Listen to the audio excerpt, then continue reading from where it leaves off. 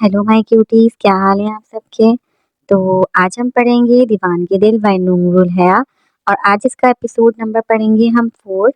तो अब ये नॉवेल हमारा यहाँ तक पहुँचा है कि राबेल और इत्तिसाम के बीच में बहुत ज़्यादा लड़ाइयाँ चल रही हैं, तो जिसकी वजह से राबेल ने ना इत्तिसाम को बहुत बुरी तरीके से जवाब दिया है, और अभी वो आगे क्या जवाब देगी और आगे इन दोनों के रिलेशन में क्या होने वाला है।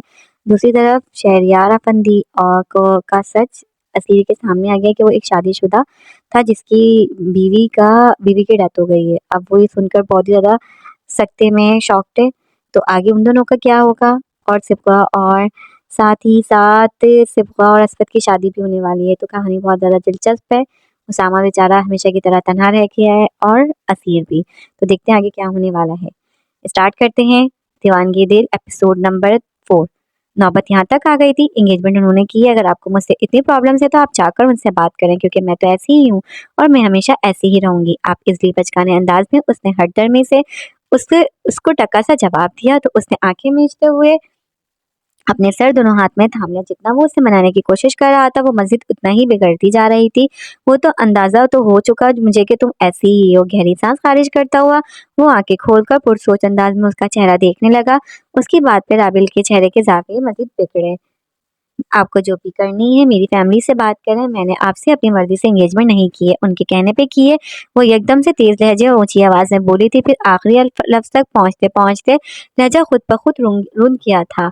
राबेल वो फिर से आंखें मीचता हुआ बेबसी से बोला, ऐसे नहीं होता यार, मैं उनसे क्या बात करूं। वो उससे बात कर रहा था, पर वो अपनी बात करके चेहरा दूसरी जानिब मोड़ चुकी थी, यूं जैसे उसे उसकी किसी भी बात में कतई कोई दिलचस्पी ना हो।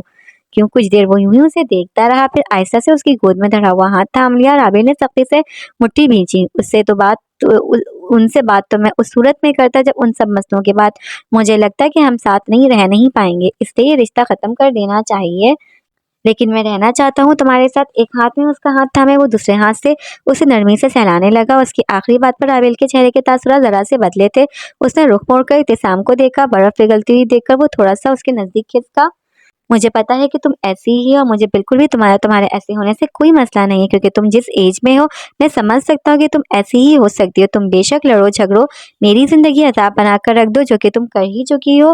बेचारगी से बोलता हुआ वो एक पल के लिए रुका, तो राबिल भी साख्ता हंसी। इब्तिसाम ने फातिहाना नजरों से उसके चेहरे पर फैली हुई हंसी देखी। अगर वो राबिल थी अपने नाम की एक जिद्दी नखरीली और बदतमीज, तो वो भी इब्तिसाम आलम गर्दीदी था, जिसने एक दुनिया देख रखी थी। उसके लिए क्या मुश्किल था उस जैसी मासूम सी बेवकूफ लड़की को अपनी बातों में उलझाना। उसके बेहद नजदीक खिसकता हुआ उसके चेहरे पे निगाहें गाड़ता एकटिक उसे देखने लगा, जो उसकी नजरों की तपिश से घबराकर निगाहें झुका चुकी थी। लेकिन एटलीस्ट मुझे इतना तो मौका दो कि मैं आहिस्ता आहिस्ता अपने और तुम्हारे डिफरेंसेस को ओवरकम कर सकूं। मैं वाकई तुम्हारे साथ रहना हूँ राबेल। पता नहीं क्यों एकदम से मुझे अच्छा लगने लगा है ये रिश्ता, पर तुम एकदम से किसी भी बात पे इतना बुरा मानकर फौरन से पुट ऑफ हो जाती हो। उसके चेहरे के उतार चढ़ाव देखता हुआ वो नरमी से बोला था, मैं ऐसी ही हूँ। चेहरा झुकाए झुकाए आहिस्ता से बोली। अभी तक अपनी बात पे कायम थी, पर लहजे का जिद्दीपन गायब हो चुका था। बर्फ पिघलने लगी थी। वो होठों पे मुट्ठी जमाए उसके चेहरे के उसको देखने लगा। I love you. कुछ देर हुई उसे देखने के बाद वो उसके चेहरे पर निगाहें गाड़े गाड़े सुकून से बोला था। राबिल एक पल के लिए बिल्कुल सुन रह गए। उसके चेहरे पर वाज़ेह तगय्युर आया था। एकदम से कोई और उसका इज़हार मोहब्बत याद आया था। उसके चेहरे पर फिर से आंसू बहने लगे। उसको यूं बिखरता हुआ देखकर इब्तिसाम ने खिसकते हुए उसके कंधों पे अपने बाजू फैला लिया। शायद वो यही चाहता था, उसे जज्बाती तौर पर कमजोर करके अपना ताबे बनाना। पर जो भी था, फीलिंग्स तो थी उसके लिए दिल में। सब कुछ झूठ तो नहीं था। तुम जैसी भी हो मुझे बहुत पसंद हो। उसकी हिचकियां सुनता वो उसे थात लगाकर बोला। उस इजहार में इतनी ताकत थी कि उस पल वो सब कुछ भूल चुकी थी। उसकी हर बात जिस पर वो उससे बद्दिल हुई थी। असीर के लिए उसकी जुबान से निकला हुआ लफ्ज सब कुछ। बस ये याद था कि यही लफ्ज उसे एक बार पहले भी किसी और ने कहे थे, और अब एक बार फिर से वो बिल्कुल उसी जगह खड़ी थी जहां उसे ये फैसला करना था कि उसके सामने मौजूद शख्स पर एतबार करना है या नहीं। मुझे नहीं लगता ये सब कुछ जो भी हमारे बीच हो रहा है, इसके बाद मैं और आप साथ रह पाएंगे। मैं ऐसे किसी के साथ नहीं रह सकती जब तक मेरा दिल मुतमईन ना हो। मुझे इस सबसे बहुत डर लग रहा है। वो खौफजदा से लहजे में बोली थी। इब्तिसाम ने सुर्खी माइल आंखों से उसका आंसुओं से भीगा चेहरा देखा था। उसका दिल किया कि उसके लबों से निकलते हुए तमाम अल्फाज भी अपने होठों से चुन ले। फिर बामुश्किल खुद पे जब्त करता हुआ नरमी से उसका कंधा और बाजू सहलाने लगा। क्यों डर लग रहा है? एक बाजू से उसकी गिर्द बांधे, दूसरे हाथ से उसका हाथ थामे उसने राबेल के माथे से अपना माथा टिकाया और एक टिक उसे देखने लगा। मैं हूं ना तुम्हारे साथ, क्यों डर लग रहा है? तसल्ली देने के से अंदाज में नरमी से उसे थपकता हुआ वो अपनी भुजल गर्म सांसें उसके चेहरे पे छोड़ता पहले से भी ज्यादा मध्यम लहजे में बोला था। ऐसे किसी शादी के बाद इतने झगड़ों के साथ वो उसी तरह से सकती हुई नीचे देखती, हिचकों के बीच बामुश्किल चंद अल्फाज बोली। इतनी सी उम्र में एक बार फिर से इज़हार मोहब्बत सुनकर वो बिल्कुल जैसे शौक हो गई चल हो गई थी। सुर्ख आंखों से उसे देखते हुए तब सामने हाथ बढ़ाकर अपनी पोरों से उसके मुलायम गालों पर बहते हुए आंसू साफ किए। हाँ, यही तो वो चाहता था, उसकी जिद तोड़ना, उसे अपने सामने झुकाना। फिर पता नहीं इतनी तकलीफ क्यों हो रही थी। जिंदगी में पहली बार यूं किसी लड़के के आंसू पोंछे थे। कुछ नहीं होगा, रह लेंगे, बल्कि रहेंगे, वो तसल्ली देने के से अंदाज में बोला। फिर आहिस्ता से उसके मुलायम गाल पे अपनी उंगलियों की पुष्ट सरकाने लगा। एक बाजू अभी तक उसके कंधों के गिर्द बंधा था। सिर्फ झगड़े ही थोड़ी होंगे, प्यार भी तो करेंगे ना, बहुत सारा। उसके चेहरे पे झुका, उसके गालों को नरमी से छूता हुआ इतने बोझल लहजे में बोला था कि एक पल के लिए वो लरस कर रह गई। आज से जो तुम कहोगी वही होगा। आज से मैं सिर्फ तुम्हें खुश रखूंगा। तुम जितना मर्जी लड़ना, आइंदा से तुम लड़ोगी तो मैं बिल्कुल ऐसा बन जाऊंगा जैसे मेरे मुंह में जुबान ही नहीं है। नीचे देखती हुई वो उसकी बात पे मजीद शिद्दत से रोने लगी। फिर लड़ लड़ कर ब्रेकअप हो जाएगा। दिल के कहीं अंदर छुपा हुआ खदशा जुबान पे आया था। सबसे बड़ा खौफ तो यही था। शायद एक के बाद दूसरा रिश्ता भी खराब। उससे लड़ती थी, फिर भी उससे लड़ते वक्त दिल डरता था। वो सामा नहीं था जो चुप करके उसकी सारी बकवास सुनता, गालियां खाए जाता। कि उसके साथ भी वैसे ही जज्बाती वाबस्तगी हो गई और फिर उसने भी वही सब कुछ किया तो वो बिल्कुल बिखर जाएगी। क्या वो एक बार फिर से उस तकलीफ से गुजर सकती थी? नहीं होगा, नहीं कर पाऊंगी। ना मैं तुम्हें इतना प्यार दूंगा, ना तुम मेरे बगैर। क्या वो एक बार फिर से उसी तकलीफ से गुजर सकती थी? नहीं होगा, नहीं कर पाऊंगी। ना मैं तुम्हें इतना प्यार दूंगा कि तुम मेरे बगैर रह ही नहीं पाओगी। तुम्हें मेरे सिवा कुछ याद ही नहीं रहेगा। वो भारी से लहजे में उसको पिचकारता हुआ बोला था। निगाहें अभी तक उसके भीगे चेहरे पर गड़ी थीं। राबेल ने फीकी सी मुस्कुराहट के साथ कि उसे देखा। यही तो मसला था, उसका क्या जाना था। वो तो बस एक इजहार करके साइड पे हो जाता। रोत रह तो वो ना पाती, फिर तकलीफ से तो वो गुजरती।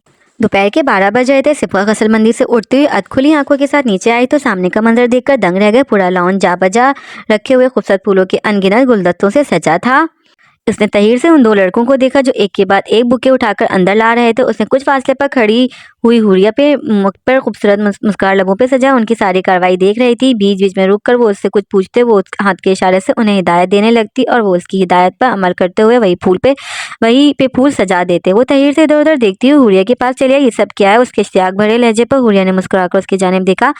इब्तिसाम भाई ने भिजवाए हैं राबेल के लिए।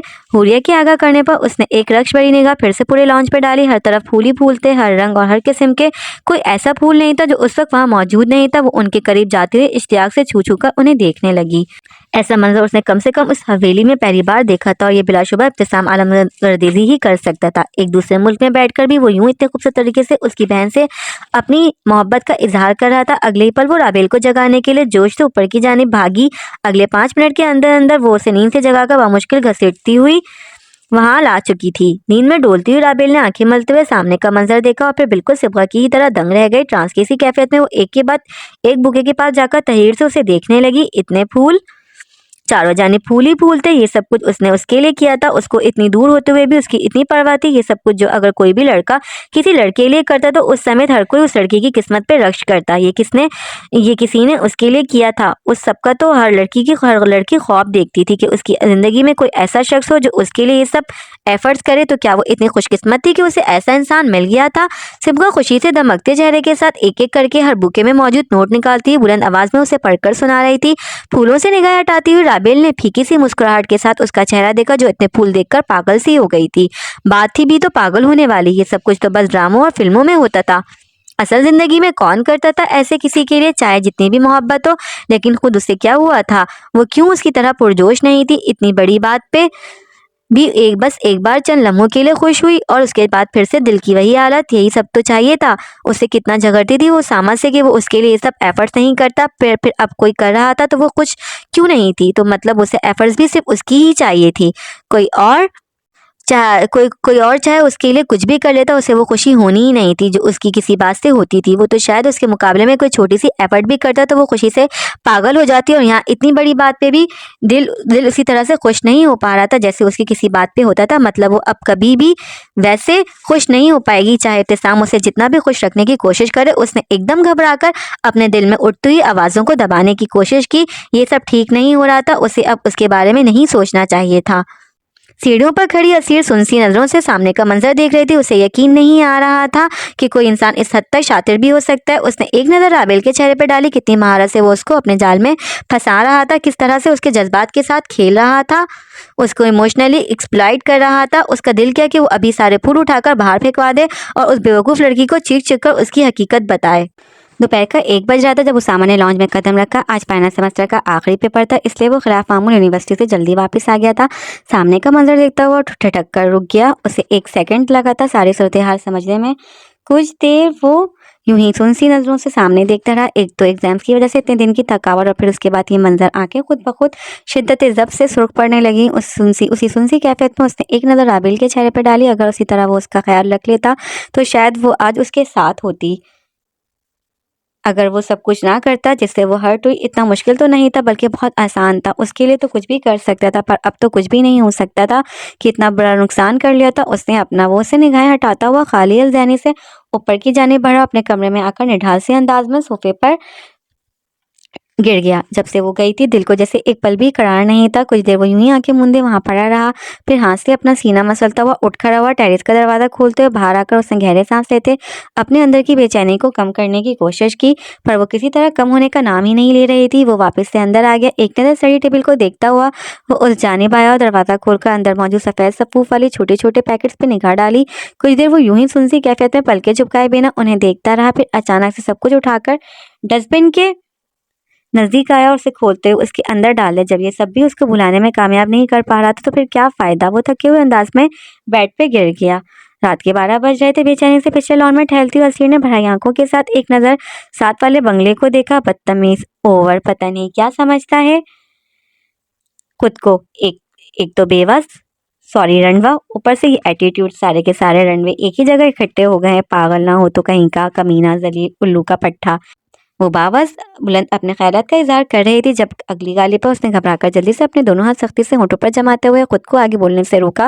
वो फिर से बेचैनी से टहलने लगी। गैर इरादी तौर पर उसकी नज़र इब्तिसाम के कमरे की जानिब उठी और अगले ही पल नफरत की एक शदीद लहर उसके पूरे वजूद में फैल गई। जहन में बार बार उसका वो तज़हीक आमेज़ लहजा गूंज रहा था जब उसने शहर के बारे में बात की थी। इस्तेज़ाया अंदाज में उसे बावर करवाया था कि वो उसे बार बार धुतकार रहा है और फिर भी इतनी गिरी हुई हो कि बार बार उसकी धुतकार के बावजूद उसके पीछे जा रही है। उस वक्त तो उसकी बातों पे इतना ध्यान नहीं दिया था, पर कल से शहरयार के इनकार के बाद से बार बार उसके अल्फाज उसके जहन में गूंज रहे थे और दिल में उसके लिए नफरत मजीद बढ़ती जा रही थी। उसने सुलगती निगाहों से एक नज़र उसके कमरे की ग्लास विंडो पे डाली। वही था उसकी ज़िंदगी में होने वाला हर बुरी चीज़ का जिम्मेदार अपनी उसी की नहुसत थी। वो किसी तौर से उसे सुकून से जीने नहीं देगी, बर्बाद करके रख देगी।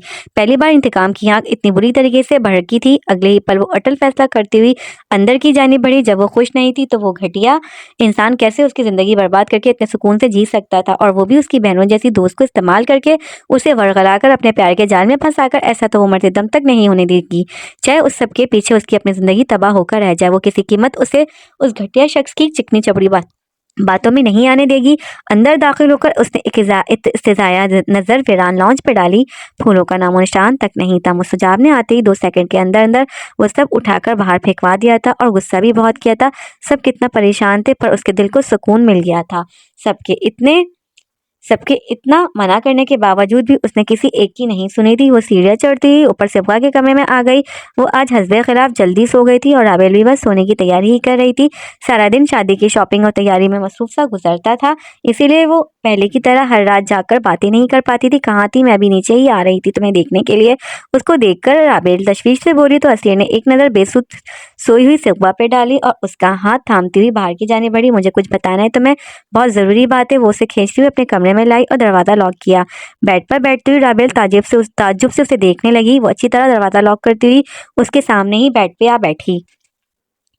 शहरयार भाई के बारे में मोहित से बात हुई है तुम्हारी, उसने कुछ बताया है? उसके हाथ थामती हुई राबेल बेताबी से बोली थी।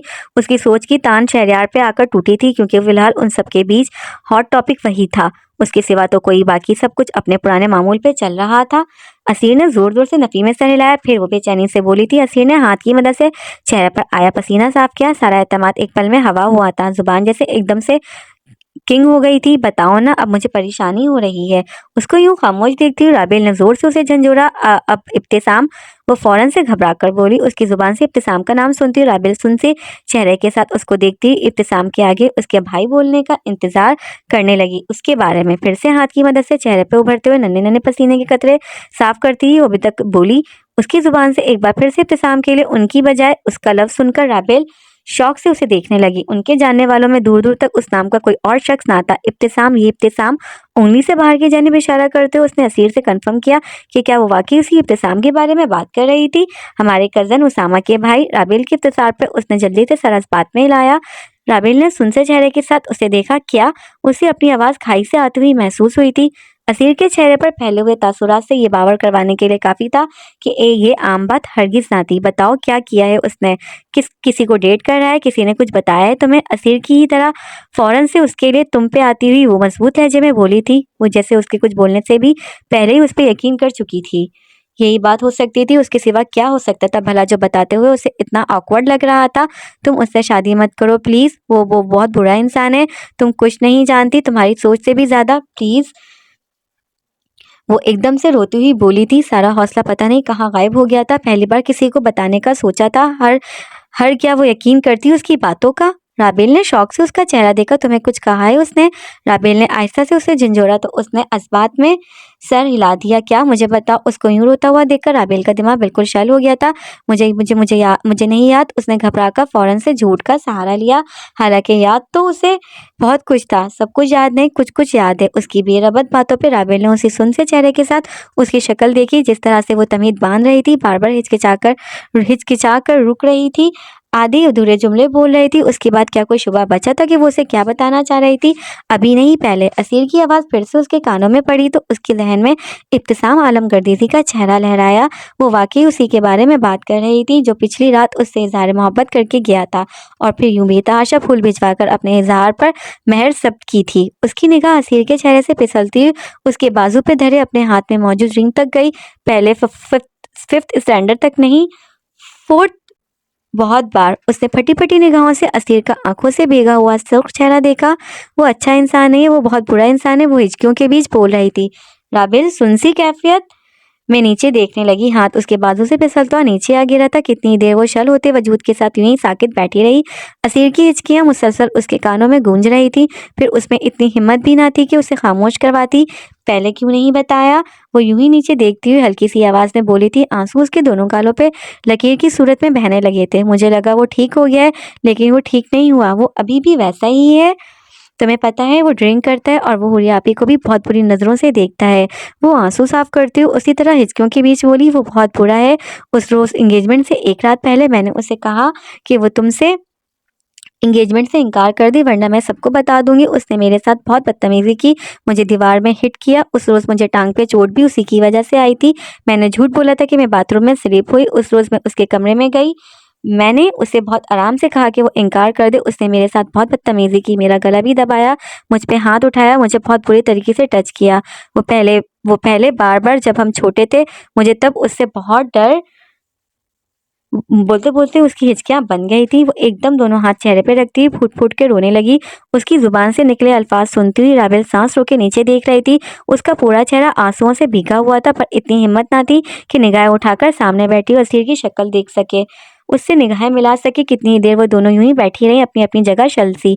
मैं झूठ नहीं बोल रही, प्रॉमिस, मैं झूठ नहीं बोल रही। उसको यूं खामोश देखकर रोती हुई असीर ने उसके गालों पर हाथ रखे। तुम्हें लग रहा है मैं झूठ बोल रही हूँ? वो उसका चेहरा झंझोड़ती हुई बोली तो राबेल ने सुनसी कैफियत में निगाहें उठाकर उसको देखा। उसकी आंखें शिद्दती गरिया से सुर्ख थीं।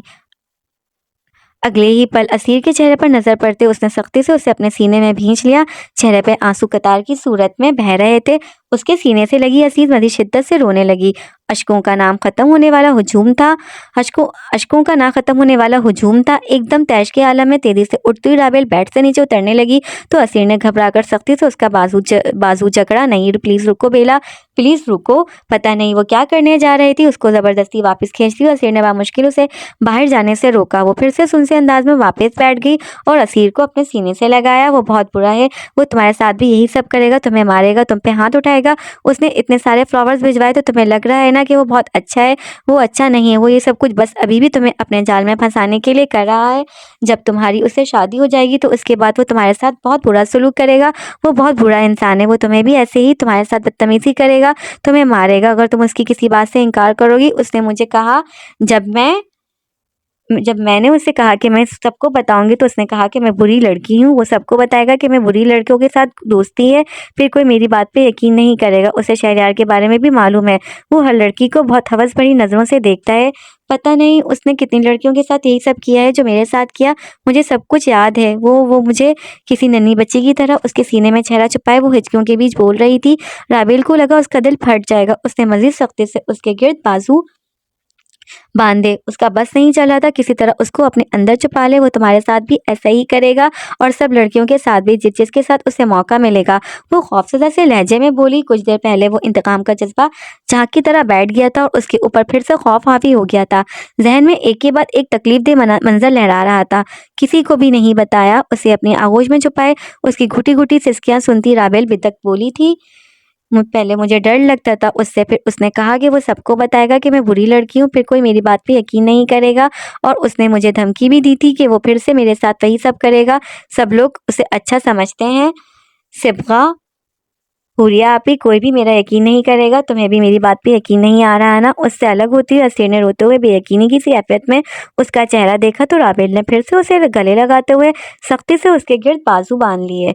नहीं, मुझे तुम्हारी हर बात पे यकीन है। मुझे पता है तुम किसी के बारे में ऐसा झूठ नहीं बोल सकती। सब तुम्हारा यकीन करेंगे। उसामा, असवद भाई, वो अपने आंसू साफ करके उससे थपकती हुई रुंधे हुए लहजे में बोली थी। जब असीर ने सख्ती से उसके बाद दरमियान में काट दी। नहीं नहीं नहीं, प्लीज असद भाई को कुछ मत बताना, प्लीज, तुम्हें मेरी कसम, वो उसे मार देंगे। प्लीज उन्हें कुछ मत बताना, प्लीज उसामा को भी नहीं बताना, वो दोनों उसे मार देंगे। फिर वो जेल, फिर उन्हें फांसी। वो एकदम से खौफ और दहशत के जेर असर हजानी अंदाज में बोलने लगी थी। राबेल ने सख्ती से होठों पे हाथ जमाते हुए बामुश्किल अपनी हिचकियों का गला घूंटा। प्लीज मुस्तजाब भाई को भी नहीं बताना, प्लीज मुस्तजाब भाई को भी नहीं बताना। मैं झूठ नहीं बोले, मैं सच कह रही हूँ। तुम्हें मेरी बात पे यकीन है ना। वो उससे अलग होती हुई फिर से बेयकीनी किसी कैफियत में बोली थी। उस शख्स ने उसे इस हद तक खौफजदा कर दिया था कि कोई उसकी बात का यकीन ही नहीं करेगा कि अब कोई उसकी बात का यकीन कर भी रहा हो तो उसे यकीन नहीं आ रहा था। उसके आंसू साफ करते हुए राबेल ने दोनों हाथों में उसका चेहरा थामा। असीर, मुझे तुम्हारी हर बात, एक एक लफ्ज पे यकीन है। तुम उसकी बजाय मुस्तजाब भाई या उसामा के बारे में भी यही सब कहती, मैं तब भी तुम्हारी बात पे यकीन करती। वो उसे यकीन दिलाने के से अंदाज में बोली तो अपने गालों पे धरे उसके हाथ थामती हुई असीर ने सख्ती से उसकी बात काटी। नहीं, वो सब ऐसे नहीं है, वो सब बहुत अच्छे हैं। प्लीज तुम उसामा से शादी कर लो, वो बहुत अच्छा है, प्लीज। वो बुरी तरह रोती हुई मुल्तजी से लहजे में बोली थी। उसामा का नाम सुनकर राबेल ने एक पल के लिए चेहरा झुकाया, फिर जहन में इब्तिसाम का चेहरा लड़ाया तो एकदम से उसके चेहरे पर नफरत आमेज तासुरात फैल गए। मैं उस घटिया इंसान को ऐसे नहीं छोड़ूंगी। वो कैसे तुम्हें, मैं सबके सामने उसको, वो तैश से सुर पड़ते चेहरे के साथ बोली थी। अगर वो उस वक्त हवेली में मौजूद होता तो वो अभी जाकर उसका गिरेबान पकड़ती और किसी भी बात की परवाह किए बगैर चीख चीख कर सबको उसकी असलियत बताती। प्लीज तुम मुझसे दफा करो, अभी पहले अपने बारे में सोचो, प्लीज उससे पीछा छुड़वाओ अपना, वो बहुत बुरा इंसान है। उसका हाथ थामती हुई असीर उसे समझाने के से अंदाज में बेचैनी से बोली। वो जितनी जिद्दी थी उससे कुछ भी बईद ना थी। वाकई ऐसा कर भी गुजरती, उसके लिए सबको उसकी असल बतानी पड़ेगी। वो उसका चेहरा देखती और अटल लहजे में बोली तो असीर ने फिर से उसकी बात काटी। नहीं, प्लीज, तुम चाहती हो यहाँ कत्लो गारत हो, तुम चाहती हो असद भाई, मुस्तजाब भाई, उसामा में से कोई उसे कत्ल कर दे और फिर उस घटिया इंसान की वजह से जेल चला जाए और हम सब की जिंदगियां तबाह हो जाएं। प्लीज उसे दफा करो, वो वैसे भी अब मजीद कुछ नहीं कर सकता। उसने जो करना था कर लिया। तुम बस असद भाई को फोन करो और उन्हें कहो कि तुम उसामा से शादी करना चाहती हो, बाकी सब कुछ वो खुद देख लेंगे। उसकी बातें सुनकर एकदम राबेल का दिल बुरी तरह घबराने लगा। वाकई ये बात इतनी छोटी तो ना थी कि सब कुछ आसानी से रफा दफा हो जाता। चंद रोज बाद उसकी बहन के साथ शादी थी असवद की। ऐसे में ये सब कुछ, और वो असफल से ये बात कैसे कर सकती थी? असीर की बात और थी और उसका भाई था, पर उसका तो बहनोई था। बेशक वो उसे हमेशा से बिल्कुल असीर की तरह ही ट्रीट करता था, पर फिर भी जब से सिबवा उसके साथ निकाह हुआ था तब से उस नए रिश्ते की वजह से एक फितरी सी झिझक थी। मैं असद भाई से ये बात नहीं कर सकती, मुझे शर्म आती है, वो क्या सोचेंगे मेरे बारे में और सिबवा के बारे में। वो चेहरा झुकाकर मासूम से अंदाज में बोली तो असीर को बेसाख्ता उस पर प्यार आया। उसने बेख्तियार शिद्दत से उसका गाल चुमा।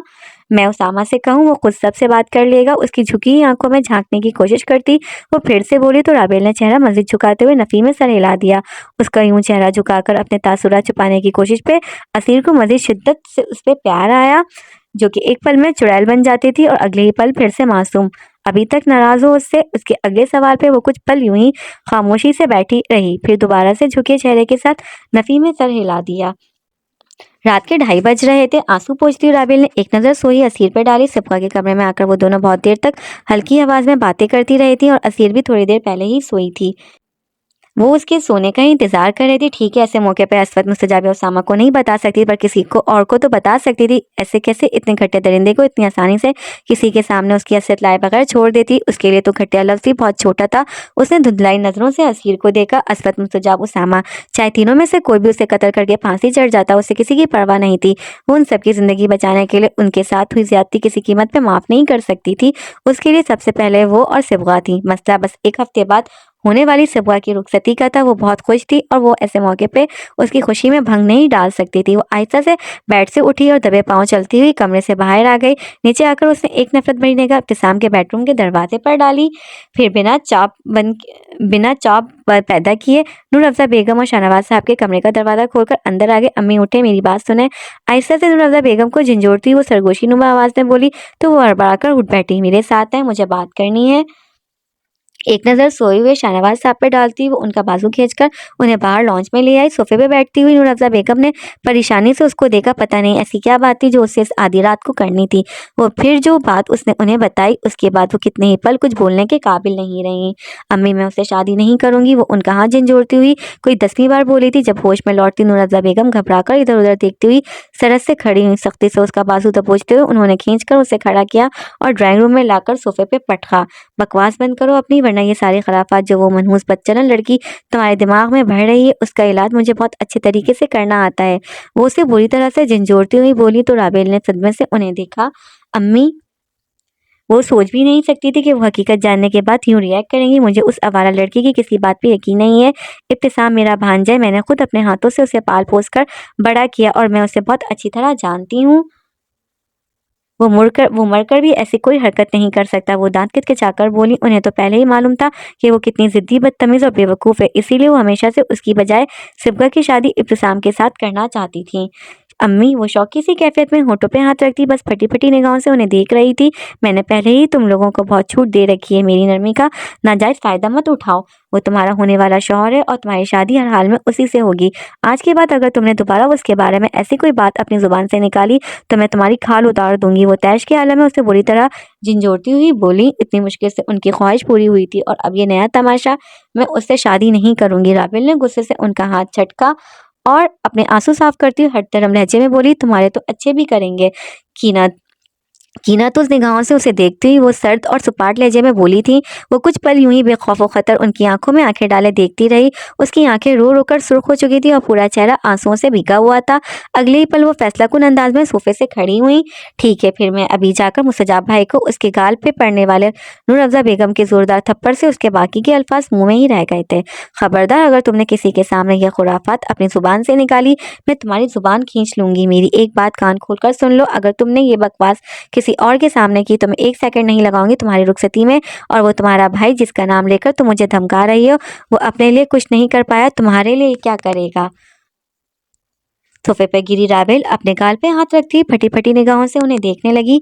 मतलब असीर सच कह रही थी कि कोई यकीन नहीं करेगा। अगले ही पल वो बुरी तरह हिचकियों के साथ रोने लगी। क्या वो वाकई उसे उस घटिया दरिंदे के साथ रुखसत कर देंगे? क्या वाकई मुस्तजाब समेत कोई कुछ नहीं करेगा?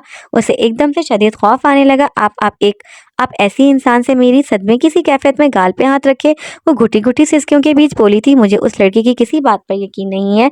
इब्तिसाम लाखों में एक है और मैं तुम्हारी शादी उसी से करूंगी। ये बात अपने दिमाग में अच्छी तरह बिठा लो। मुझे तो लगता है वो खुद उससे शादी करना चाहती है, इसीलिए तुम्हारे जहन में ये खुराफात भर रही है।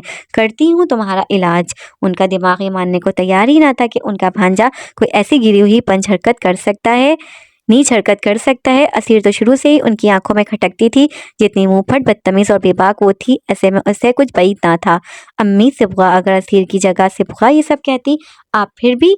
वो बुरी तरह रोती हुई हिचकियों के बीच बोली थी। नूर अफ़ज़ा बेगम ने सख्ती से उसका गाल दबोचा। बकवास बंद करो, मुझे मजबूर मत करो कि मैं कल ही उसे वापस बुलाकर तुम्हें उसके साथ रुखसत कर दूं। जिसकी वजह से तुम ये सब कर रही हो मैं बहुत अच्छी तरह से जानती हूँ, क्योंकि मैं तुम्हारी माँ हूँ। तुम्हारे हक में ही यही बेहतर है। उसका ख्याल अपने दिमाग से निकाल दो। उसकी आंखों में आंखें गाड़ती वो इतने सर्द लहजे में बोली थी कि राबेल को अपनी रीढ़ की हड्डी में खौफ की लहर उतरती हुई महसूस हुई। वो उसामा के बारे में जानती थी। वो सुनसी कैफियत में उनका चेहरा देखने लगी। एक कहर भरी निगाह उस पर डालती हुई वो बाहर की जानिब बढ़ गई। वो दोनों हाथ सख्ती से अपने होठों पे जमाती हुई अपनी सिसकियों को दबाने लगी। कुछ देर वो वहीं बैठी रही और फिर उठकर सीढ़ियां चढ़ती हुई ऊपर आई। उसने एक नज़र मुस्तजाब के कमरे पर डाली। क्या वो उसे बता दे, लेकिन कैसे, किन अल्फाज में? क्या वो असीर की बात पे यकीन करेगा या फिर नूर अफ़ज़ा बेगम की तरह उसे ही झूठा समझेगा? अगर यकीन कर भी लिया तो क्या वो उसकी और इब्तिसाम की शादी रोक पाएगा? वो तो वाकई अपने लिए कुछ नहीं कर पाया था, फिर उसके लिए कैसे कर सकता? अगले पल नूर अफ़ज़ा बेगम की धमकी याद करते उसने सख्ती से अपने जहन में आने वाले ख्याल को बुरी तरह झटक दिया। अगर वो वाकई में तैश में आकर उसे वापस बुलाकर अगले ही दिन उसकी शादी कर देती, उसे अपना दलदल में धंसता हुआ महसूस हुआ। वो उसकी माँ थी। जब वो ही उसकी बात समझने को तैयार नहीं थी तो कोई और कैसे समझता? वो सुनसी कैफियत में बेआवाज़ आंसू बहाती हुई अपने कमरे में आई और दरवाज़ा लॉक कर लिया। फिर बाथरूम में आकर वैनिटी पे झुक गई। उसके गालों पे आंसू एक तवातर से बह रहे थे। उसने एक नज़र अपनी उंगली में मौजूद रिंग पर डाली। अगले ही पल एक झटके से उसे उतारकर दूर फेंकती हुई वो बुरी तरह रगड़ रगड़ कर अपना हाथ धोने लगी। इब्तिसाम आलम गर्दीजी के साथ गुजरा हुआ और एक एक लम्हा उसके जहन के पर्दे पे लहराने लगा। जब वो उसके करीब आया, अपने गलीज हाथों से उसको छुआ, उसका हाथ पकड़ा। मुसलसल हिचकों के साथ रोती हुई वो बुरी तरह अपनी कलाइयाँ रगड़ रगड़ कर धोती हुई जैसे उसका लम्स मिटाने की कोशिश कर रही थी। फिर अपने गालों पे उसकी उंगलियों का सरसराता हुआ लम्स याद आया तो चेहरे पे पानी के छींटे मारती हुई अपने गाल रगड़ने लगी। चेहरे पे यहाँ तक कि वो बुरी तरह सुर्ख हो गए। पता नहीं कहाँ कहाँ उस नापाक इंसान का लम्स था। अपने कंधों पे उसका बाजुओं का लम्स याद करती वो कुछ पल यूं ही खड़ी हिचकियां भरती रही। फिर बाथटब में बैठते हुए गर्म पानी का लीवर खींचकर उसे ऊपर तक पानी से भर लिया। अगले ही पल दोनों बाजू टांगों के गिर्द बांधती हुई वो घुटनों में चेहरा छुपाती बुरी तरह फूट फूट कर रोने लगी। वो कैसे इतने गिरे हुए इंसान के साथ अपनी जिंदगी गुजार सकती थी, जो इंसान कहलाने के भी लायक नहीं था? वो तो इंसान के रूप में भी कोई हैवान दरिंदा था। वो कैसे उसकी बहन के साथ यूं जानवरों जैसा सलूक कर सकता था? और वही सब कुछ शादी के बाद उसके साथ करने वाला था। खौफ से उसका पूरा वजूद तरसने लगा। क्या कोई उसे बचाने आएगा जिसे असीर को किसी ने नहीं बचाया? उसकी जिंदगी में पहली बार यूं किसी चीज से इतनी बुरी तरह खौफ आया था। वहां बैठे बैठे खौफ और ठंड से उसका पूरा जिस्म चल होने लगा था। उसने लरसते हाथों से अपने बाल वॉश करते हुए खुद को अच्छी तरह साफ किया और फिर बाथटब से बाहर आकर कपड़े पहनने लगी। आंसू अभी भी उसी तरह गालों पे बह रहे थे। कुछ कपड़े पहनकर वो फिर से बाहर आ गए और एक नज़र चारों जानिब फैला हुआ सन्नाटा देखा। अगर वो हवेली में मौजूद होता तो शायद उसी पल वो खौफ से कमरे से बाहर ही ना निकलती। एक नज़र मुस्तजाब के कमरे की जानिब जाती हुई राहदारी पे डाली। फिर जहन में नूर अफ़ज़ा बेगम की धमकी लहराने लगी। आंसू मजीद शिद्दत से बहने लगे।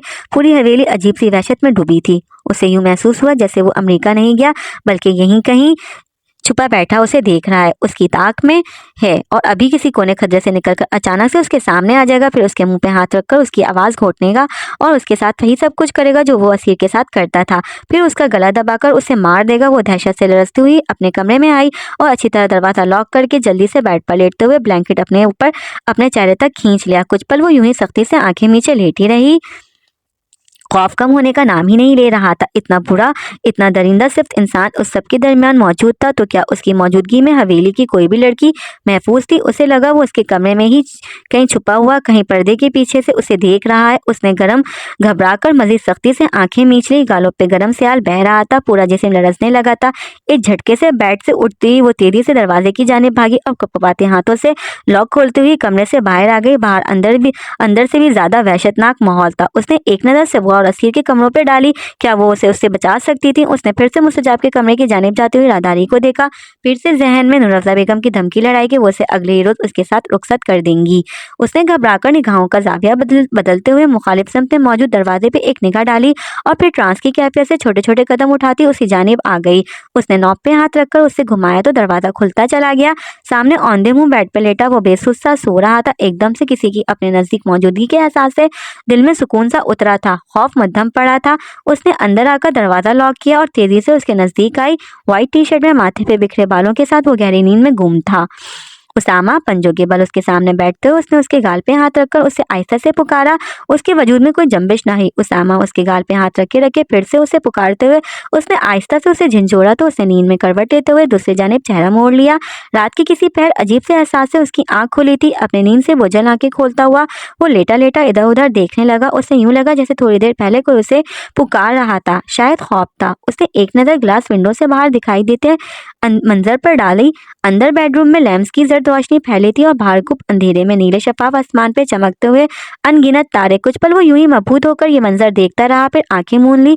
अगली पल हिचकियों की आवाज सुनता हुआ सरस से आंखें खोलकर एक झटके से उठा था। आवाज एक बार आई थी, फिर बिल्कुल वाज़ेह थी, वहम नहीं था। बेड पे बैठे बैठे उसने पूरे कमरे में निगाहें दौड़ाई। दरवाजा लॉक था। उसने मुखालिफ सिमत में ग्लास विंडो की जानिब देखा और फिर से उससे नीचे स्टडी चेयर के पीछे छुपकर दीवार से टेक लगाए बैठे वजूद को देखकर वो बिल्कुल सुनसा रह गया था। चेयर के पीछे से झांकता हुआ उसका बाजू देखकर वो ट्रांस किसी कैफियत में उठकर उसके नजदीक आया। वो विंडो के नीचे दीवार और उसके सामने रखी हुई स्टडी चेयर के बीच मौजूद जरा सी जगह पे सुकड़ी सिमटी बैठी थी। दोनों बाजू टांगों के गिर्द बांधकर चेहरा घुटनों में छुपा रखा था। ब्लैक टाइट्स के ऊपर पहनी व्हाइट स्वेट शर्ट में उसका पूरा वजूद धीरे धीरे लरस रहा था।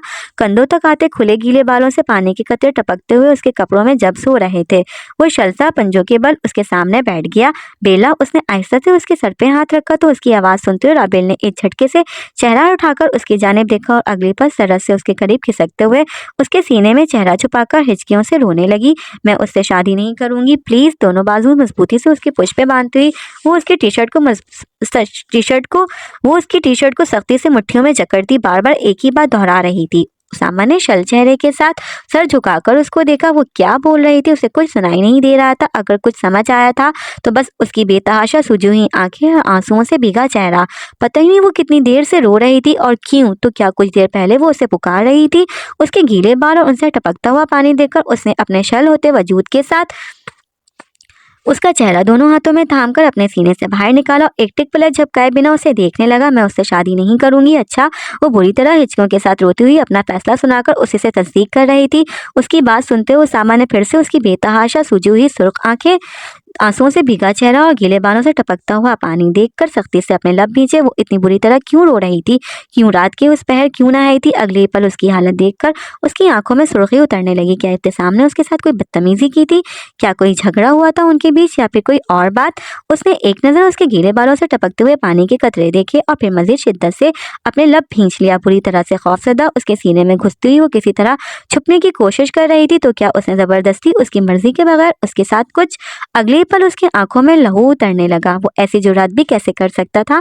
एक झटके से उसे खुद से अलग करता हुआ वो खड़ा होकर बाहर की जानिब बढ़ा और तेजी से सीढ़ियां उतरकर नीचे आता हुआ पूरी कुव्वत से उसके बेडरूम के दरवाजे को ठोकर मारी।